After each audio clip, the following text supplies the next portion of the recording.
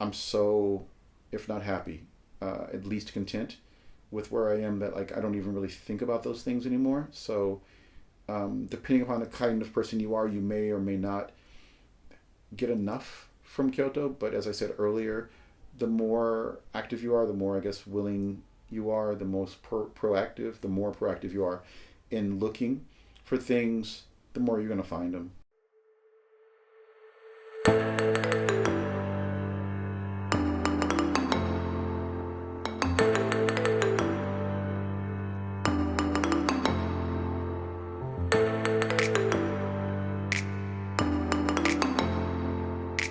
Hello, welcome to the 50% Japanese podcast. I'm your host, Kyle, and today I'm here with my friend, John. On the 50% Japanese podcast, we invite guests to talk everything Japan related or not. John is a Kyoto enthusiast, and I thought it'd be great to share his story as my first podcast. Nice to meet you guys. John, thank you so much for coming today. Absolutely. Thanks for having me. So, can you tell me a little bit about yourself? Yeah. My name's John David Gatewood II. I'm called Kadobayashi John here in Japan. I'm from the United States. I was born in Edmond, Oklahoma, raised in Tulsa, and spent, I guess, my university years back in Edmond. And I've lived here in Japan now for, I guess, 18 years, going into my 19th, and that's basically me. The days without digital media such as the internet, what convinced you I want to go to Japan? Well, it was really the films that I saw in the 1980s. I mean, Japan was such a topic when I was a child, from the news talking about Japan's economy to movies mentioning Japanese cars, and seeing Sarariman and Kogaru, and I mean, just like ninja and weird things like that made me wonder, what kind of place is this? I mean, didn't we have, or I guess, fight a second world war with them? I mean, like, what is this place of which we speak? I've really enjoyed my time living in Kyoto. Absolutely. I think, as you know, just taking a step off Kyoto station platform, it feels a lot different than any other big station, right? That's true, yeah. Osaka, Kyoto, even something simple like Nagoya. What do you love about Kyoto so much? Oh man, that's I mean, it's a laundry list, but yeah, if you can make it simple, because I consider you a Kyoto ambassador. Well, I do appreciate it. Thank you. You and our Been friend here a Miko, while. yeah. So, because a lot of people enjoy the place that they live, right? Absolutely. But I feel like you are very outgoing about how much you enjoy living in Yeah, Kyoto. I love this place. And you said that you'll live and die here, so not a lot of people I think are that confident about where they live. So yeah, what's so different about Kyoto that it makes it special for you? Well, I guess one of the things that I really love about this place is that it is kind of a college town. It's not too big, it's not too small. It's a lot bigger than anything, that exists where I'm from, yet again, Oklahoma. And so a city this size with so many young people, so many universities, so many, like, how do you say, for me, interesting things, is just, it was and still is a heaven sent. I mean, it's what I need to enjoy myself. It gives me the kind of cultural punch. It gives me the kind of fashion punch. It gives me the sports punch through volleyball. I play, constantly with university kids and whatnot. I say kids, but, people.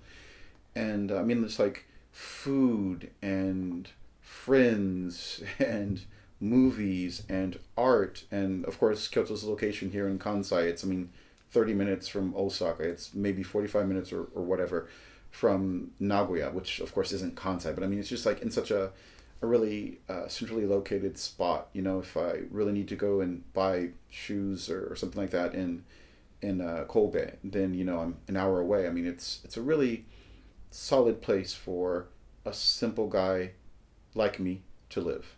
I can take my bike to my company. I can meet a friend at a moment's notice, because I live 2.5 minutes from the nearest very central, very how do you say, large, very popular station.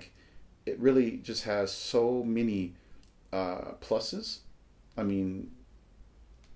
Basically by any metric, cost of living, living here compared to New York, living here compared to Shanghai, living here compared to Paris, anywhere, that is comparatively cheap.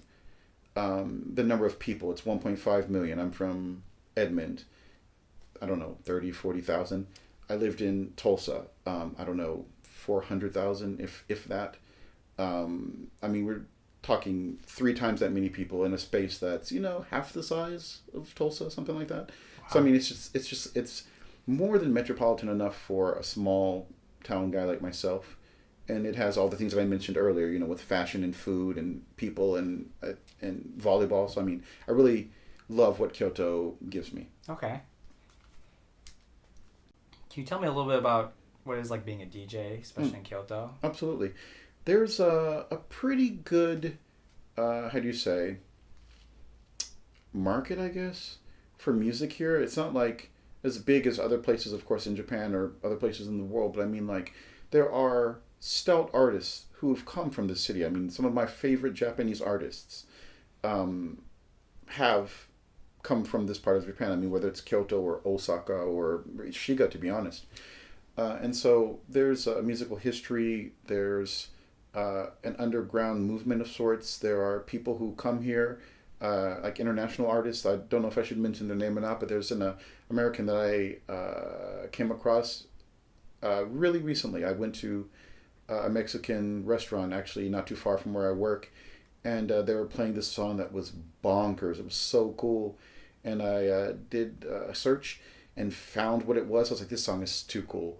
And I ended up linking up with the artist through Insta and whatnot, and now we're Insta buddies. And that dude was here. He was here. Like, I wouldn't even have noticed, but I found him because I went to a Mexican restaurant, in the heart of Kyoto City. And now I have his records. I spun them, 2 weeks ago at a performance. And so, there really is stuff going on here. There really are people coming into Kyoto, leaving Kyoto, making moves in Kyoto. It's a good spot. And it doesn't have the biggest clubs in Japan. It doesn't have necessarily the most famous clubs, but there are clubs with 20, 30 years of history. There are clubs that, bring in and have brought in huge international names. Yet again, I don't know if I should say these names or not, but just like some of my favorite American, German, Dutch, British, of course, Japanese, French artists. It's like, what? That artist was here in Kyoto? Are you kidding me? It's a good spot. It really is. And then, of course, there are smaller places. Larger clubs. When I mention Kyoto, I'm talking about maybe Club World. So, it seems like you're pretty passionate about music. Absolutely. So, as a DJ, do you perform at those kinds of events, or do you just collaborate, do your own thing? What's that like here? Yes and no. I've played the stages that huge Japanese performers have played. Not so many international performers per se, but yes. And some friends of mine and I threw parties for a while, but I'm going to be 43 next year. I'm a grown ass man. And so I'm not throwing parties as much as before. And so yeah, I really, I guess kind of did that DJ life for a while now with, COVID-19 and what that's done to a lot of different, industries, both, restaurants and nightlife and whatnot. I'm not really playing dance floors anymore, but, kind of background music sets at cool cafes and nice restaurants and at bars and things like that. So yeah, really this city has brought through huge artists. I didn't mention it by name earlier, but Daft Punk has played here in Kyoto. The French former, I guess, unit, duo, whatever you call them, artists, they played here. Another French actor named Ed Banger, he played here. A British act named Fatboy Slim has played here. The German acts Digitalism, they've played here in Kyoto. Another German named Loco Dice, he played here. He's a beast. I believe he was like hip hop and then leaned more into techno. One of the Canadian, I'd call him kind of second tier isn't the right way to say it, but maybe second generation Canadian, huge techno guy named Richie Houghton. He's been here tons of times. And yet again, I'm from Tulsa, Oklahoma. I've never seen any of these people on any bills in, my hometown. And to come here, to see them, to meet them, to have dinner with some of these people, to go out to sushi with some of these people, to sit across a table, with a guy who, basically, was on, how do you say, the dance floor when Detroit House, that's a lie, Detroit Techno, when techno was being made. I mean, I'm looking at this dude. Like, are you kidding me? It's bonkers. And speaking of techno, Derek May, the Bellevue 3, who made techno. Like, I had coffee. I don't actually drink coffee. He had coffee. I had, tea. At a restaurant before one of his shows here in Kyoto. It's just like, this didn't happen in Oklahoma. Like, of course, I'm nobody here in Kyoto too, but I mean, it's just like, small dreams came true. My favorite artist on the planet is a man named Osawa Shinichi. He goes by the moniker Mondo Grosso, or I guess Big World, maybe in Italian. And I didn't actually realize that he was Japanese until I got here and happened upon a dance club that happened to be where he was performing that weekend, and the manager was a nice guy who had been lucky enough to meet his parents on an airplane on the flight over, spent 12 hours talking to his mom and dad from Osaka about their son who lives in Kyoto and does house music, and now I'm his guest of honor at the show for Mondo Grosso, who yet again was my favorite act and continues to be my favorite act. And I've had lunch and dinner with him and talked about girl problems, and it's just like, yet again, this didn't happen in Oklahoma. I mean, so many happy memories, so many of my most affirmed self type experiences happened here in Kyoto, and so I owe Kyoto a kind of, not a debt per se, but I mean, the love that I have for this place is coming from a real honest happiness. And so that kind of happiness, that kind of love, I want people to see that, to feel that, to know that those kinds of stories happen in this city. So I don't consider myself an ambassador of Kyoto, but I love this place, and the more people that come here, the more people that that I meet, the more people I can kind of share that with. Thank you. So, I had the experience of being able to study abroad as a university student, and I think that made me really want to come back, not as a student, but as a working adult. Absolutely. And that's why I'm here with you today. Let's get back to where it started with you. You mentioned that you studied abroad to Ritsumeikan. Yeah. So was that a sister school of the university you're going to? Tell me a little bit about how you got into there. I went to an art school initially, graduated there, I guess magna cum laude, counting my own horn. It wasn't summa, sorry. And I went to a second university, actually the University of Central Oklahoma. Then I went to the University of Oklahoma. And Ritsumeikan, I believe, is a sister school of OU. But to be honest, I'm not really sure about that. It was really my coming here on kind of a small sister city exchange program that really locked me into wanting to go to Ritsumeikan. That's actually probably why I even went to OU. I mean, I was thinking about the University of Texas for a Master's of Fine Arts degree, but decided to go to OU yet again because they were connected with Ritsumeikan. Yeah, that makes perfect sense now. I guess that's what I did. And I went, with a homestay family that I was with for a few days. We had a great time walking around the campus. I saw beautiful faces. I saw a great campus. I saw, big open fields. I saw pretty faces. I saw pretty faces. I saw pretty faces. And I decided that this, is the university where I wanted to study. There was also a really high-level volleyball game going on that day, which really kind of locked me in. I've loved volleyball since the 80s and play now even, in my early mid 40s. And I mean, it was just everything that I needed, to be convinced about. It's like, okay, this, that too, great, I'm coming here.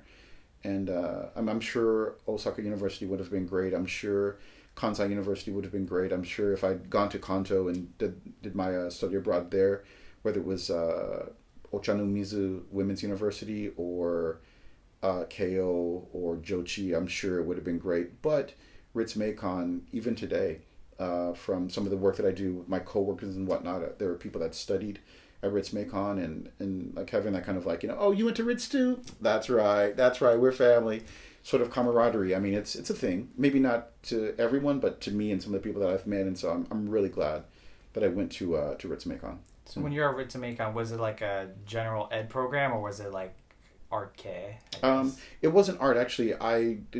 Decided to do a second degree in basically international area studies, or I guess international relations with a focus in East Asia, and I'd already been studying Japanese for I guess maybe 8-9 years at that point, since high school through my first university and then into my second university. I mean, I guess before or after Ritsumeikan, however I should frame that, but and so I was doing classes that all revolved around Japanese culture and basically societal problems.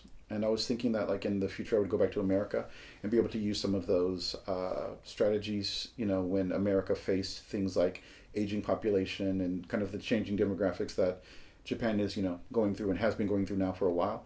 But I decided I'm not going back to the States. Yeah. So what was the nail in the coffin? What made you be like, yeah, I'm calling this home for good?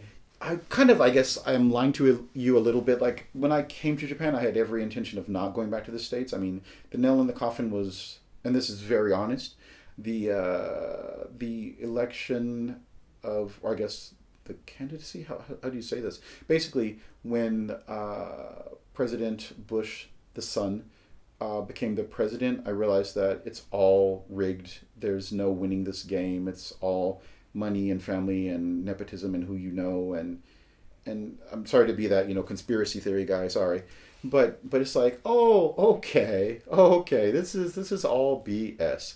And that was really the nail in the coffin. It's like, you can do anything if you have enough money in the States, and I don't have that. You might want to blur this, but I don't have that money. And so I decided that I want to go to a place that, of course, Japan is also rife with fraud and other sorts of problems, but in ways that don't necessarily directly relate to me, and in other ways I felt more comfortable turning a blind eye here to corruption and things like that than my home country, where I felt I not only maybe could but should work to affect real change. So I was more than happy to shirk that responsibility and come here and just be lazy and happy. just lazy and happy. So the nail in the coffin was that election. I was like, yeah, this is done. I'm done with America. Yeah. That's it. Yeah, no. That is the nail in the coffin. So that happened before I came. But I mean, I've been coming to Japan on and off since, I guess, 2000, 2001, 2002. And then, to stay since 2003. So, Yeah. So, I mean, the high of traveling to Japan and studying abroad, did it ever go away with you? Because some people, they study abroad and maybe they get a job. That is a thing. They work for 2 or 3 years and they're like, maybe this wasn't what I thought it was, and they go back to their home country. And, so I know people that's happened to. I know people that did like a 6-month stay and they're like, yo, I'm good. And so so I guess like to answer that question succinctly, yes. There was a point where I was like, I'm good on Japan. But I was in Kyushu at the time. Oh, okay. Yeah. And so it wasn't my favorite spot, Kyoto, that place where I met my most affirmed self and had, some of the most fun in my life. Now is more fun, don't get me wrong, but I mean, that time was also really fun too. And I think I went through that homesickness. It wasn't homesickness per se, but like that, I'm now taking off these rose-colored glasses. Japan is not, the cakewalk that I thought it was. It's a real place with real problems and, blah, blah, blah, blah, blah. And so the 4 years that I spent down in Kyushu were, I guess, my least happy in Japan, but I could kind of play that's just a Kyushu game as opposed to I'm going through homesickness sort of thing. Yeah. And I just shirk, or not shirk, but I mean, I put all that on Kyushu, and, Kyushu sucks. Blah, blah, I said it, blah. But, and I'm very happy to be back here in Kyoto. So I never really thought about going back to America as much as like, if this doesn't pan out, I might have to go back to America sort of thing. But it's like, okay, I'll say no thank you to this job and go back to Kyoto. And I'm so glad I did. Or I guess came back to Kyoto. Yeah. So, I mean, I guess that really answers the question I had for you of considering going back to America. It seems like. And if all the stars align, probably not, right? Yeah, I mean, it's such a big world. And I mean, of course, I studied Japanese for a long time. So coming here makes more sense than, going to Switzerland or something like that. And I made it here, and I had such a great time in Kyoto, and not such a great time in Kyushu, but I found a cool job that would bring me back to Kyoto with, good pay, and I was like, let's do it. Is it the current job you're doing now or something? No, it's actually a previous job. It was an awesome job. It was just a bit harder on the body than I thought it would be. Okay. And so I stayed with them for a year and a couple months, and then found the company that I currently work for. Mm-hmm.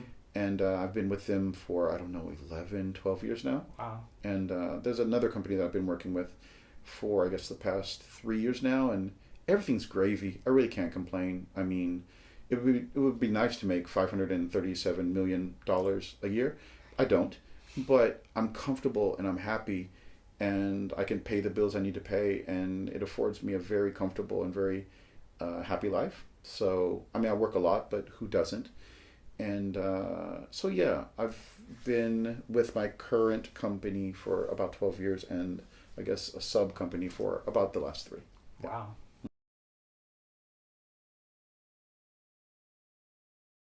I've been here for about 4 years in Kyoto, and I spent 6 months in Tokyo. Yeah. I noticed that the foreigners that were in Tokyo, at least I was in Roppongi, the foreigners that were there were a lot different than the foreigners here. Mm-hmm. In your experience, what kind of foreigners do you think Kyoto attracts? Well, to be honest, I've only lived here in Kyoto and then in Kyushu, so I mean, I haven't been a ton of different places to, live. Yeah. But I have traveled to a lot of places, and I know people who live here and live there. I mean, just, my course of study, through high school and university. So I've met, a lot of people who have come to Japan, and some of those people have gone to different places, and I think that does kind of connect to the type of people they were. I don't want to say that like Tokyo is where the hard-working, IT tech dudes go, but yeah. But yeah. Well, because I noticed a lot more people wearing suits, suits going to work, them with their family, and at least for me in Kyoto, I mean, there's a lot more, I guess, flexible work. Yeah. A lot of education-based. That. A lot of single people. That. Yeah. Yeah. So, yeah, no, for me that was really interesting, spending 6 months in Tokyo. I was like, wow, it's not the same. It's not the same. I rarely see foreigners with suits compared to just, jeans, t-shirts, short t-shirts here. It's a different beast. And not to say one is better than the other, but for me, I totally prefer the Kansai feel to the Kanto feel. Yeah. I think the people are, they're different. I mean, New York is not LA. LA is not Chicago. Chicago is definitely not Tulsa, Oklahoma. I mean, like, different places have different feels, different people, different, things exist in different places. And, we're all the same, yes, of course. But things are different. Yeah. And I've got some really good friends who do education, like, university level stuff in Saitama and Kanagawa and I guess Tokyo, but it's all Tokyo to me. So, and then here I have buddies who do radio shows and who do TV and people like myself, who happen to DJ. And it's not that there aren't DJ friends that live in Tokyo, but I'd have to think about it, to give you an example. Whereas here, as you said, it does feel a bit more flexible, and I guess that's just another thing that I really prefer about this place. Doing the kind of 9 to 5 job, I'm not against that. I love that, to be honest. But doing that in Tokyo or doing that on the outskirts of Tokyo and, riding in for 2.5 hours one way and 2.5 hours, back that way, it's like, no, I'm good. I'm good with that. So yeah, I really think I made the best choice coming here, and the people who want to do New York times 2, in Japan, then yeah, feel free. Go to Tokyo. Wow. Corona has affected the world everywhere a little bit differently. How do you think Corona has affected Kyoto, and at least for you on a personal basis, you think? Maybe the way you work, the places you go to, that kind of thing. I know you mentioned before you don't host as many events, or you don't host certain types of events with DJing, but anything else you think? Well, I mean, things kind of related to that. I mean, like, there were a lot of restaurants and things like that I like to go to, but because of, yet again, COVID-19, hours has changed. There's actually one of my favorite spots in the world, Cafe Jinta, you know who you are. They recently closed down. I can't say that it was all COVID-19, but they will be reopening in Shiga, the prefecture next to us. And of course I'll go there, but I mean, now they're, 3-minute walk from my house, and taking that train's going to be, a different beast. But yes, I mean, like, things like that, basically places I like to go, things that I like to do, were, in essence shut down because of the pandemic. But, things have opened up a bit, since, the initial panic, and I don't want to say panic because that feels like it wasn't a serious thing, but I mean, the initial stages, the onset of this pandemic, and things I think have improved since then. But when it comes to like work, the number of, I guess, my English students has gone down a bit, actually quite a bit, but I actually have English teaching, lined up for tonight. And so, I mean, things have kind of turned around.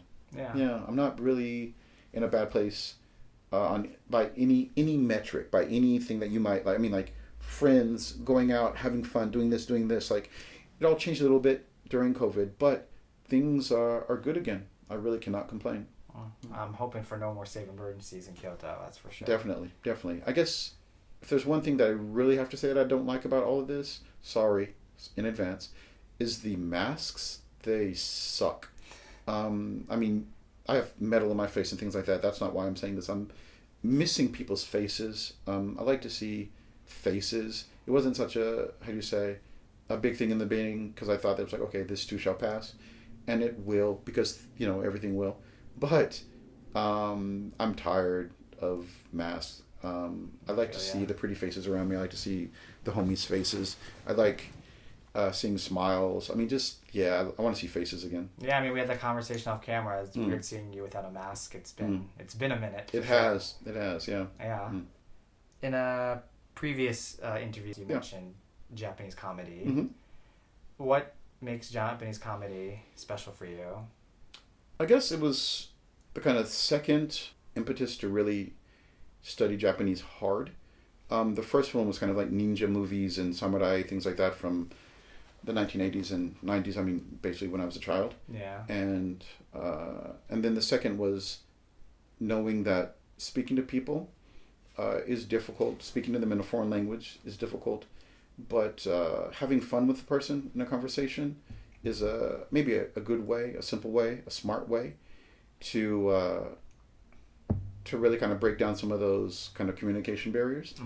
And using comedy, I guess, was kind of my way to do that. And I just found some really interesting guys through a random, a random meeting of a Japanese person in the States.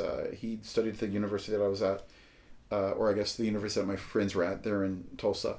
And I met him, and he was just a nice guy, and we, got on levels. He thought it was interesting that just some random dude in the middle of Oklahoma was studying Japanese since high school, and I thought it was cool to, meet a Japanese guy from Kyoto. He was also from Kyoto. How weird, huh? Yeah.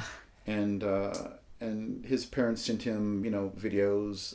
He didn't need those videos, to come. Well, he was coming back to Japan. He didn't need to bring, that wealth of videos back with him, and I was the guy more than happy to take those off his hands. And so I, over summer, sat through, I'm pretty sure, hundreds of hours of Japanese TV, which, included comedy. And I saw how those, Kansai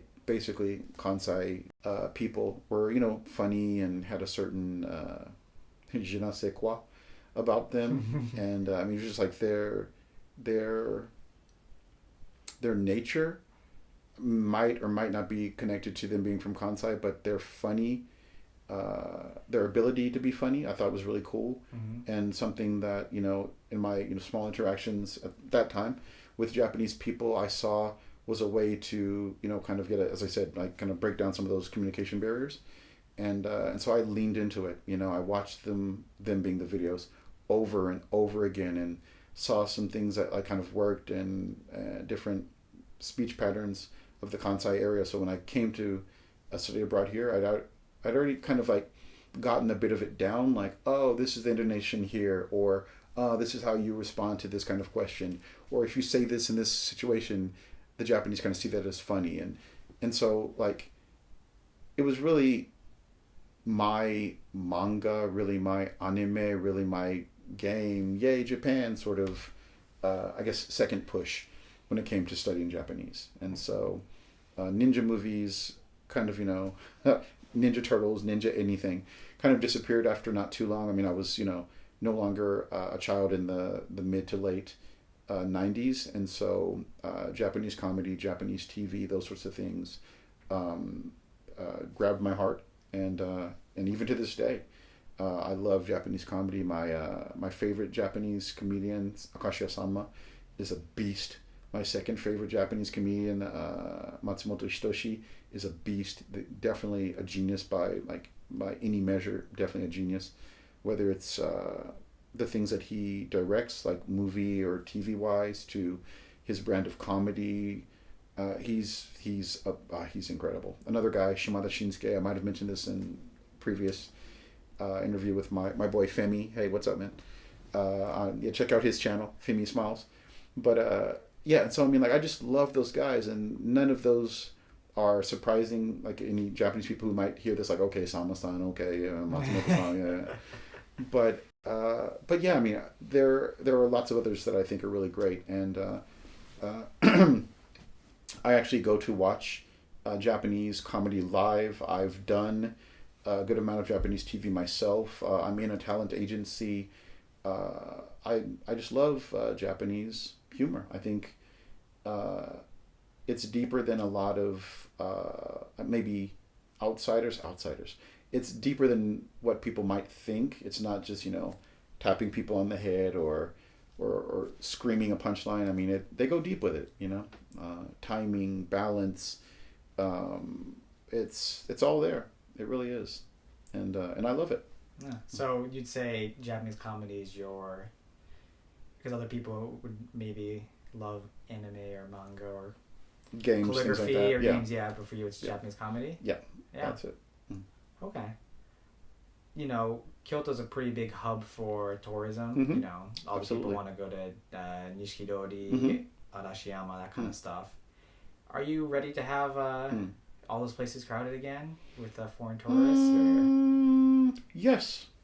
The more people that come, I kind of said this earlier, but the more people that come, the more opportunities I have to share my love of this city. And I've never been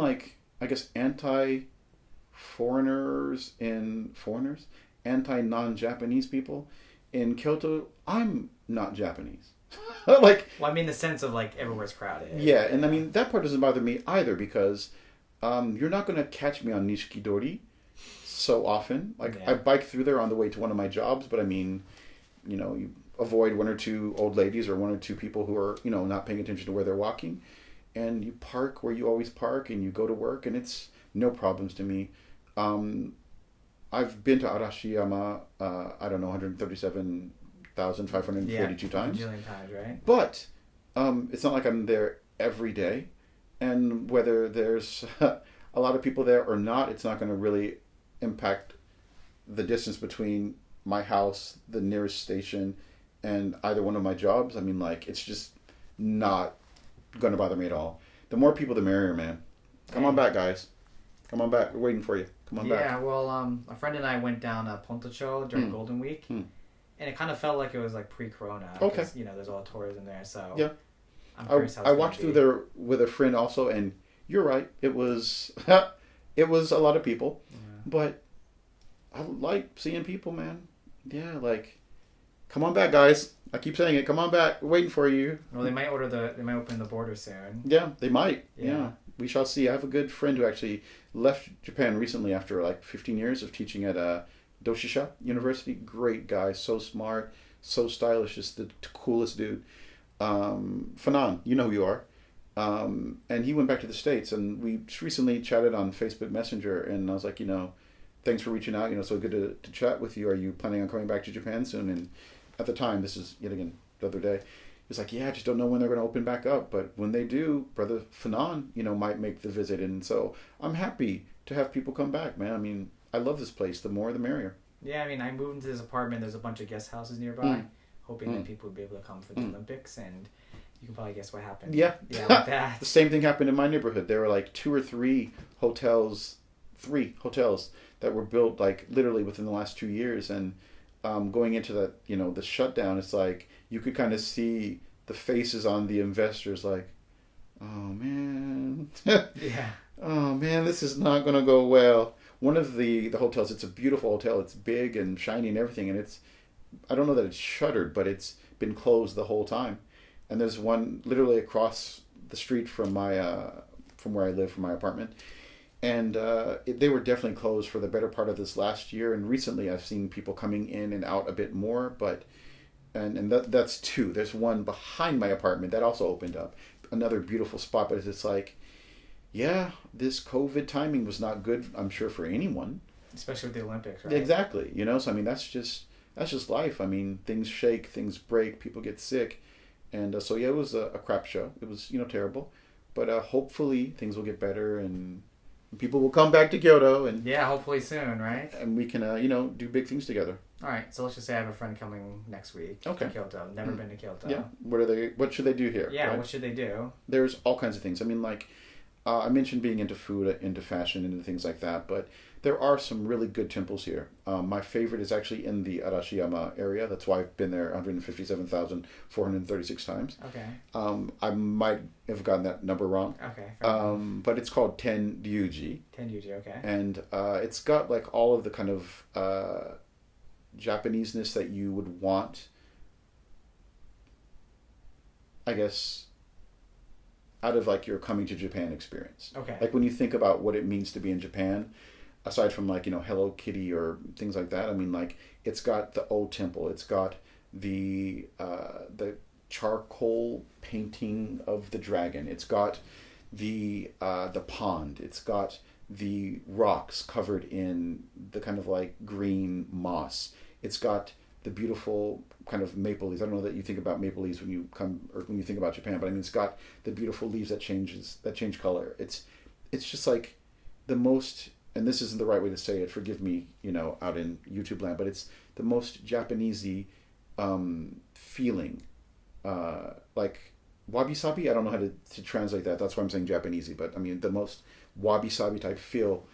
And it exists in other places. I think Ginkakuji, or the Silver Pavilion, which, surprise, isn't silver. Yes, but it's great, man. It's fantastic. And of course, people will go to the Golden Pavilion because, it's golden, but it feels a bit tacky for me. So your friend is coming, definitely check out Tenryuji, definitely check out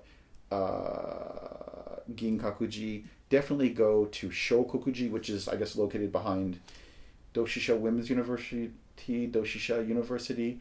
It's beautiful.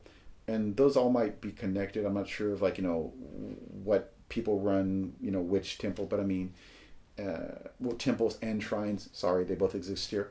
But yeah, I mean, like, those places are awesome. Go to Kamo River. Yeah, you know that was coming. Yeah. Don't just go to the Shijo part. Don't just go to the Sanjo part. Go up north to Demachiyanagi. Check out where it branches off, into the different, I don't know if they're called creeks or what, but I mean, the different branches. Yeah. I mean, go there, have a little picnic on the grassy knoll in the middle. Nothing beats a nice sandwich, dude, and a cold drink at the all of that. Like, there are a lot of different things to do. If you like to hike, there's a beautiful place out east. If you like to see views, there's a really nice place out west. I mean, there's all kinds of things you can do here.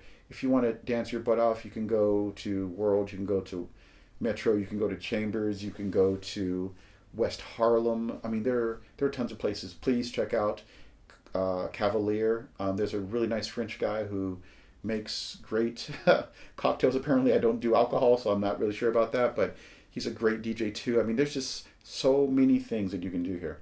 And of course, depending upon what your buddy, does or doesn't like, I mean, there are things that, like, I personally wouldn't do, but I mean, there are, maybe Sandio museums.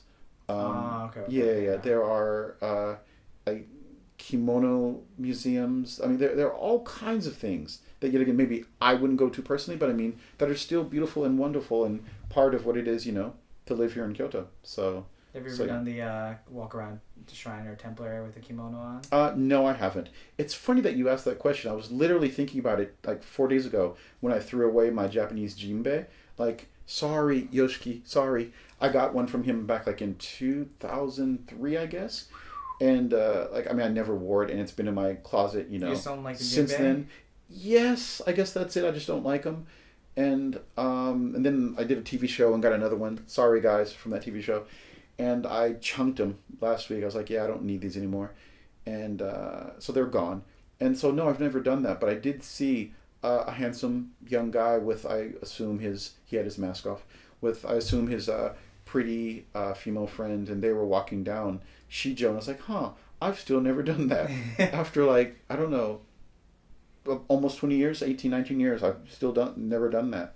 There's a time when I hung out with Yuki. We might have been wearing something similar. Sorry, Yuki, also, if I'm misremembering this, but yeah, I've never done that. Yeah. Okay. No, because the Kyoto thing to do, right, is to do a kimono rental. Mm-hmm. Absolutely. Walk down with your friend or spouse. Absolutely. Yeah. Get some dangos or something, some street food. Mm-hmm. Yeah. So yeah. I see people doing that constantly. This is maybe a rude way to say it, but I guess what you would not consider to be a Japanese person. I mean, if there's a look to Japanese people who don't look Japanese, speaking languages that aren't Japanese, walking around and, enjoying their time that way. I mean, I've never done it, but it's a thing. And if your friend is down, then that's another great, I'm sure, a great memory that they could make here. Although it's every time the summer comes around, I'm like, okay, we don't have to do masks anymore, and they do a mask. And I can imagine being in kimono outside with a mask on is asking to be hotter than balls. Yeah, hospitalized netshusha, yes. right? Heat shock, I think it was. Yeah, no thanks for me, man. If it's okay to add this, I actually had a really good friend of mine from the States. His name's Matt. He came in a few years ago, him and a buddy of his. And his buddy's also a really nice guy. And they were here for, I guess, the better part of a week. They did kind of like an Airbnb, this is yet again before COVID-19. And they had a really good time too. I mean, like, we hung out, like, it was during World Cup volleyball, so there was a time where I had them sit with me at their Airbnb and just, like, watch volleyball together. Sorry, dudes. Sorry. But I had a lot of fun, walking around with them, eating together, checking out temples. They went to, how do you say, a bamboo forest by themselves. Like, I wasn't with them at the time. I probably had work or something like that. And they carved their names into the bamboo. Don't do that, guys. When you come to Japan, you might see other names carved in somewhere. Don't do that. Don't do that. But they had a great time here, and I'm glad that I could be kind of like their, not attaché per se, but I mean, they're kind of, on the ground guy here in Kyoto. They're a local man. Yeah, absolutely. And so, yeah, I mean, like, I think it's great to bring friends here. I think you can do a lot of things. And I'd like to, at some point, hear what you recommend about, Kyoto. Yeah, you want to hear my recommendations? Okay. Yeah, I think Ginkakuji is really underestimated. Like you said, it's not flashy, but every time I've gone, it's just been a peaceful walk. Really you see, nice. like the, what would you call it, like a sand garden? Yeah. I'm not sure, yeah. Or rock garden, I guess. Pebble garden, yeah. Yeah, it's just nice to kind of like, I guess, be at peace with your thoughts, just walking around. Absolutely. And like the street in front of it, there's like the market. Is that Tetsugaku no Michi? Yeah. Okay. Yeah, it's just nice to walk around there, get street food, that kind of thing. Yeah, I mean, if I was going to bring someone to Kyoto, I think food comes to mind for me. Absolutely. With some nice washoku. Absolutely. I think if my friend was doing a budget trip, I might just go easy mode and take him to like a Toriki or Okay, like yeah, of course. like Kurazushi for an evening or whatever. But I think Pontocho, like the road between Sanjo and Shijo, I think I just want to take him down there. Absolutely. Back at home, you can't drink legally outside. You can't, but you can there. Just nice to open a canned beer or something and walk down the street. It's weird because like Kyoto nightlife is restricted just to that area, but I think it's totally okay. Absolutely. Yeah. Absolutely. You got me with Kamogawa. Like nothing just beats having some food, drinks, sitting in a circle with friends, and I'm sure you see all the time like all the university like circles or clubs afterwards. Constantly. I was there myself. Yeah. Go down to like Otsukaresama desha and they just hang out there. And the point that my girlfriend always brings up is before Corona, people were already like kind of like basically socially distancing there, so you could, you know, everyone was just evenly separated, so you didn't have to worry about colliding. Although I was with some friends last week at Kamogawa having some drinks, and some guy who was napping stood up and fell into the river. Wow. Well, it's not the deepest river, so... Oh, no. Yeah. I mean, it was really shallow, but it seemed like he was probably drinking, had a nap. He stood up and took a step back, and you know the slope there? Oh, yikes. And then gravity took over from there, luckily he was okay, but it seemed like he was very intoxicated. That could spell disaster. Yeah. Hopefully he was okay. Yeah. I mean, I was like, should we help him? But, you know, someone else... Jumped into action. Yeah. I gotcha. I think like Daimonji, going for a hike up there. I'm sure you've done the hike plenty of times. I've done it once. I'm not an outdoors guy, so yeah, I did it once. Okay. Yeah. It's not there's 2 points in the hike. One is where the actual like character is, and then one's above it on the top. So I think I'd say it's a beginner to moderate hike, and you get to see like Kyoto. You can barely see Osaka, see Shiga and that kind of thing in the Alps and all that. So, yeah. So yeah, earlier when I mentioned really nice views out east, I was actually talking about that spot. Yeah. Okay. And the place out west, I think I did mention, was Katsurazaka. There's a really nice view of the western to, I guess, southern side of Kyoto City that you can check out from right south of the Kyoto University Katsura campus. I mean, it's gorgeous. It's gorgeous. So yeah, there are spots, man. There are definitely spots here. Yeah, and I think if someone had a car going up to the ocean up north, it's probably pretty good. It's a little cold now, but yeah. Was it August? Probably July or August. It's better, definitely. Definitely. Do you have a license? By the way? I sure do. Yeah, I actually got it when I was down in Kyushu. There wasn't a whole lot to keep me busy. I watched way too many movies, but I didn't do the process that the Japanese go through, where they spend literally thousands of dollars to get their license. Scam. Yeah, it feels like it. I did what's called the Gaimen Kirikaya, which basically, if you have a license in certain home countries, I mean, it's not for every country, but at least in the United States, I could do it, and I was able to push it right through before my American license expired. And so I did that, took some lessons, paid for those lessons. It wasn't the $3,000 or $2,000 or whatever it costs, generally speaking, Japanese people. It was more like maybe $200, $300, which is more than the $26 or $12 that it was when I got it back in the States. But but we are talking about, I don't know, maybe 1995, 1996, so yeah, years ago. But how old were you in 96? Born. Okay. Yeah. So yeah, I do have an actual Japanese driver's license, and I've got the gold type. Oh. I've never had a wreck. I've never hit anyone. I've never got any demerits, but that's only because I never drive. Yeah, I mean, half the people who have gold licenses are paper drivers. Yes, right? I'm a total paper driver. Yeah.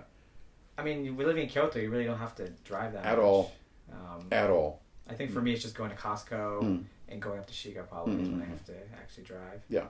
And anything, I don't want to pay for parking. I feel like it's the biggest hassle, finding a parking spot. Are you kidding me? Like, okay, I park my car here. I pay an exorbitant amount per month. Yeah, I mean, like Ichiman, Niman, Sanman. Right? whatever it is, like money that could go to something else, and that's just for parking. And it's not like you're driving every day, right? Yeah. I feel like I like driving. I want a car, but I would have to force myself to drive to make it worth it. It's an investment. Yeah, I have to be like, John, like, you're done with work, we're going to drive for good reason, right? And absolutely. I don't think it's really worth the time and money. Right? Definitely not for me. No thanks. You think a car might be needed if you live more up north? Like, Mm, in Kyoto? I mean, I guess generally speaking. yes. Because where we are, you don't need a car. I mean, we're in the middle of a city, like literally. Like there's a station down the street from here. There's a station up the street from here. You don't need a car per se here. I mean, of course, like there are different families, and maybe if there's someone in your family who, due to accessibility needs or something like that, might need a car. But I mean, I'm a single man, able of body, 2 minutes from the nearest, 2 minutes and 30 seconds from the nearest station. The seconds count. Yeah, I'm good. I do not need a car. But if you were in, I don't know, Sonobe, if you were in Fukuchiyama, if you were in Maizuru, then I would assume that you would have to have a car to really get around those places. I almost said cities, places. So yeah, I mean, outside of Kyoto City, and maybe places like, I can't remember the name off the top of my head, but like, is it, yeah, I can't remember the name. But I mean, like Ibaraki, places like that. That's no longer Kyoto. But I mean, there's a place in between Kyoto and Ibaraki on the Hankyu line. It's not Nishikyogoku. That's between. But there's another place I wanted to say. I just can't. Nagaoka Kyo. Nagaoka Kyo is another. Local. That didn't even come up to mind. Yeah, but a fairly substantial city here in Kyoto, and maybe you would need a car there. Maybe you don't need a car there. There are a couple different lines that run through there, both JR and Hankyu. But, I mean, I don't think about cars, dude. Aside from, when it's a red or green light. And aside from that, I mean, it's, yeah. Or if you're in Japan, it's Aoshingo, right? Yes. Well, good point. Yeah. Good point. Green light or blue shingo. Yes. Blue or red light. And in those cases, I think about cars. Other than that, I'm coasting. Yeah. Yeah, but we saw a nice car down the street. It seems like you... That's right. Cars, it's not that I enjoy cars as much as I enjoy the idea of having enough money to purchase a $500,000 car. I think that's cool. And what would you do if you weren't going to buy that car? I first off would not buy that car. Yeah.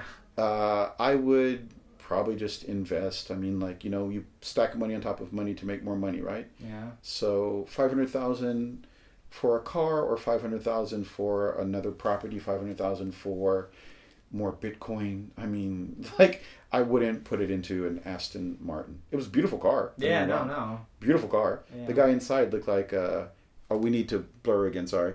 The guy inside seemed like, but it was a beautiful car, yeah. And, but I wouldn't put that money into that, no. Okay.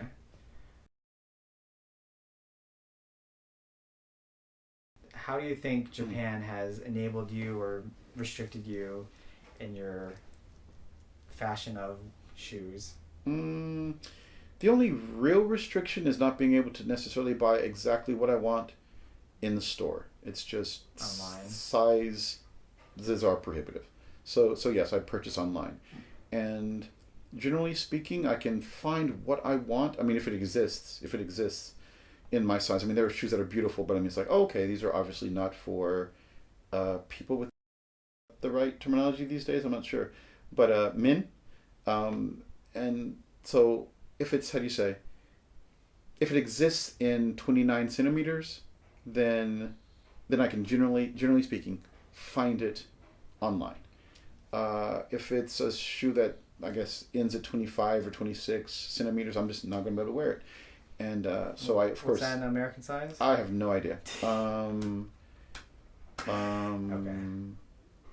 I guess 29, I guess is 10 and a half, maybe. I'm not sure. I don't know. I'm just gonna say 12, but okay, 12 seems a bit big. I'll put it on the screen. We'll see how big. Okay, yeah. I think that's a bit big. Well, because I'm like 9, so. And how many centimeters are you? No clue. Okay. Yeah. Now I see what's happening. Okay. Game, yeah. Okay, so yeah, I think like 28 centimeters is like maybe 9.5. So yeah, my centimeters might be off, but maybe 10 and a half is 29, 30, something like that. But yeah, I wear a 29 Converse. And generally speaking, you may have trouble finding 29 in the store. But there are some bigger, like, kind of like box type shoe stores here that might have a 29 in stock. But generally speaking, it's difficult. And when it comes to the larger sizes, I know this because I actually call Converse Japan and ask them, why don't you have my size? And they said that when it comes to the larger sizes, there's only like maybe 1 or 2 pairs that go to any store.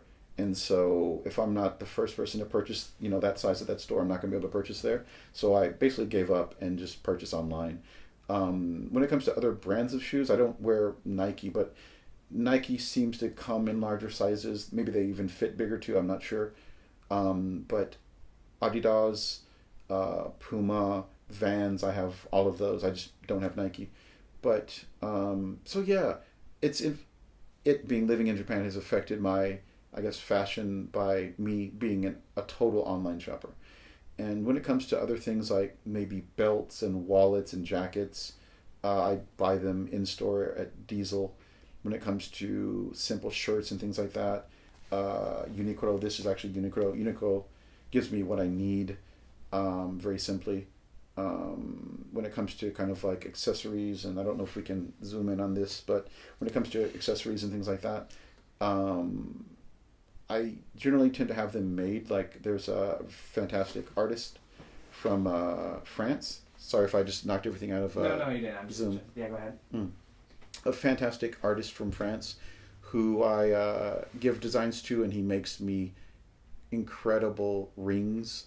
So I guess living here in Kyoto hasn't really affected my fashion in really big ways. But when it comes to shoes, I do purchase them online. Yeah, I do purchase them online. All right. Well, I think that's it for me. Okay. Did you have any last comments for our viewers? Anything they should know about you or Kyoto before we wrap up? About me, not so much. I'm just a normal old guy who lives a very, if not happy, a very content life in the place where he wants to be. It oftentimes like comes back to me, like when I'm just on my bike or just riding around. It's like, dude, you're living in Kyoto, man. Like, I wanted to be here. I came here. I left. It sucked. I came back. And life is good. Like, I mean, no complaints. And I guess the complaints that I do have, complaining about them wouldn't change anything. Yeah. Yeah, wouldn't change anything. Yeah, simple enough. And so yeah, not a whole lot about me. Just an old guy who loves living where he lives. About this city, there really is a lot going on. The more active I think you are in looking for things, the more you'll find. There are people who, I guess, maybe are more people-centered, and in that case, maybe it would be difficult to make Japanese friends, Mm-hmm. But I mean, there are people that can enjoy time by themselves. There are people that need other people. There are people that want to find other like-minded people. I mean, there are all kinds of people, right? I am good with the friends that I've made. I'm good by myself and don't necessarily want or need or flock to or look for international circles, and have been here long enough to have solid Japanese friends, solid Korean friends, solid long-term Japan living non-Japanese friends. It's just like, there's nothing wrong with ever making new friends, don't get me wrong, but I mean, it's just like, I'm so, if not happy, at least content with where I am, that like I don't even really think about those things anymore. So depending upon the kind of person you are, you may or may not get enough from Kyoto. But as I said earlier, the more active you are, the more, I guess, willing you are, the most proactive, the more proactive you are in looking for things, the more you're going to find them. I mean, I think that's just, part and parcel of what it means to be a person. Like, the more active, the more, I don't know, I guess busy you are, the more stuff you'll be able to do. Cool. Yeah. So thanks for your time today. Yeah, no, thank you so much for coming. I know Absolutely. You're working multiple jobs. You got a lot of gigs going on, so I know that's life, man. Hard to fit you in your schedule. No problem there, man. It was a lot of fun, really. Thanks. Yeah. Thank you so much, guys. Catch you soon. Definitely. Take care. Bye-bye. Oh, yeah. And look up your boy on Instagram, Facebook, Meaner Kids Fashion Police, shoes, fashion, DJ stuff. I don't know if I can get Brother Kyle to put all that information here, Meaner Kids Fashion Police. But yeah, really, thanks again, man. Take care. You too.